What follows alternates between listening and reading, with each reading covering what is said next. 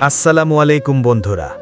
21 জুলাই 2025 বাংলাদেশ বিমান বাহিনীর একটি F-7 BGI যুদ্ধবিমান মর্মান্তিক দুর্ঘটনায় পতিত হয়েছে। এই যোদ্ধা পাখির ইতিহাস, প্রযুক্তি, গর্ব এবং বাস্তবতা আজ আমরা জানব, যাতে বোঝা যায় এটি কেবল একটি যুদ্ধবিমান নয়, এটি এক নির্ভীক আকাশ যুদ্ধাস্ত্র। উৎপত্তি ও ইতিহাস। F-7 BGI এটি মূলত চীনের তৈরি একটি উন্নত ফাইটার জেট, যেটি MiG-21 এর ভিত্তিতে তৈরি করা হয়। চীনা চেংডু এয়ারক্রাফট ইন্ডাস্ট্রি গ্রুপ এই বিমানটি তৈরি করে। এর উৎপত্তি ঘটে 1960-এর দশকে, তবে BGI সংস্করণটি আধুনিকায়ন করা হয় 2000 সালের পরে। বাংলাদেশ বিমান বাহিনী 2013 সাল থেকে F-7 BGI ব্যবহার শুরু করে। এটি ছিল পুরাতন F-7-এর আধুনিক সংস্করণ। আধুনিক রাডার, ডিজিটাল ককপিট ও উন্নত অস্ত্র বহনের ক্ষমতাযুক্ত হয়। কারিগরি বৈশিষ্ট্য: সর্বোচ্চ গতি ম্যাক 2, প্রায় 2175 কিলোমিটার ঘন্টায়। এর রেঞ্জ প্রায় 800 কিলোমিটার। অস্ত্রসজ্জা: এতে রয়েছে 30 মিলিমিটারের ডুয়াল ব্যারেল কামান, স্বল্প দূরত্বের আকাশ থেকে আকাশে নিক্ষেপণযোগ্য ক্ষেপণাস্ত্র PL-7, PL-9 missile. Avionics: heads up display, fire control radar, multifunction display. এটি মূলত আক্রমণ প্রতিরোধকারী হিসেবে ব্যবহৃত হয়, অর্থাৎ দ্রুত গতিতে শত্রু বিমান বাধা দেওয়ার জন্য। বাংলাদেশে F-7 BGI আগমনের প্রেক্ষাপট: 2000-এর দশকের শুরুর দিকে বাংলাদেশ বিমান বাহিনীর যুদ্ধবিমানের বহর ছিল বেশ পুরনো F-7P, A-5 এবং MiG-21 টাইপের বিমানের কার্যক্ষমতা অনেকটাই সীমিত হয়ে পড়ছিল। বিশেষ করে ভারতের সুখোই Su-30 MKI বা মিয়ানমারের MiG-29-এর মতো আধুনিক যুদ্ধবিমান থাকায় আঞ্চলিক সামরিক ভারসাম্য হুমকির মুখে পড়ে। F-7 BGI ছিল তুলনামূলকভাবে সাশ্রয়ী একটি যুদ্ধবিমান, যেটির রক্ষণাবেক্ষণ খরচ কম এবং পুরনো F-7 বিমানের অবকাঠামোর সঙ্গে বেশ সামঞ্জস্যপূর্ণ।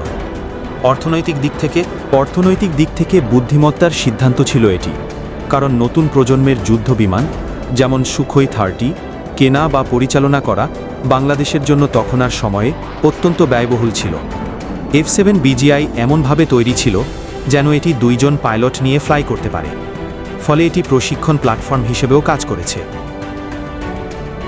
একই সঙ্গে এটি ছিল একটি সর্বাধুনিক প্রযুক্তি সমন্বিত অপারেশন রেডি যুদ্ধবিমান।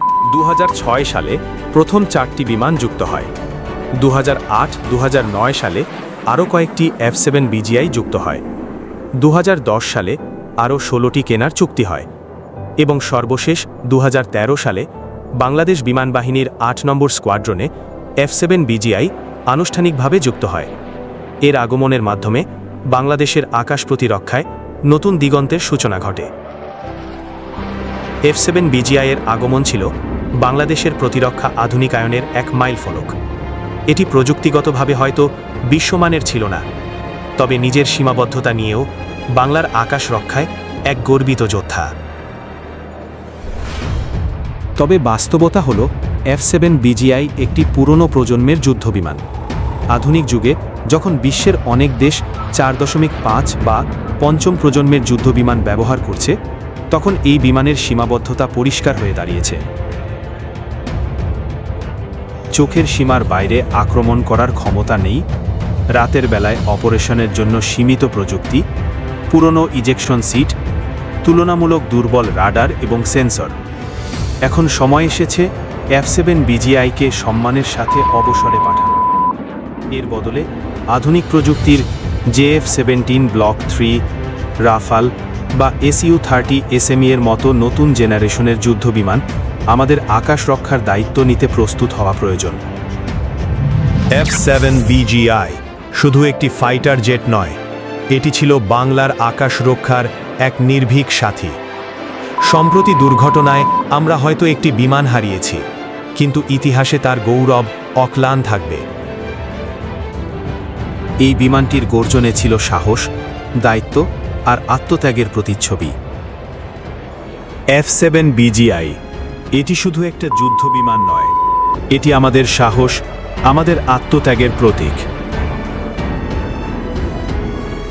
কিন্তু প্রশ্ন থেকে যায়, 2025 সালে এসেও আমরা এখনও এই পুরনো জেনারেশনের ফাইটার ব্যবহার করছি কেন? কেন আমরা সময়ের সাথে তাল মেলাতে পারছি না? যেখানে অন্য দেশগুলো পঞ্চম প্রজন্মের জেট নিয়ে এগিয়ে গেছে, সেখানে আমরা এখনও F-7-এর মতো পুরাতন সীমিত ক্ষমতার যুদ্ধ বিমান নিয়ে আকাশে উঠছি। প্রযুক্তির সাথে তাল মিলিয়ে না চললে শুধু সাহস দিয়ে লড়াই করা যায় না। সময়ের সাথে প্রযুক্তিকে এগিয়ে নিতে না পারলে প্রতিটি দুর্ঘটনা হয়ে দাঁড়ায় এক একটি সতর্ক সংকেত।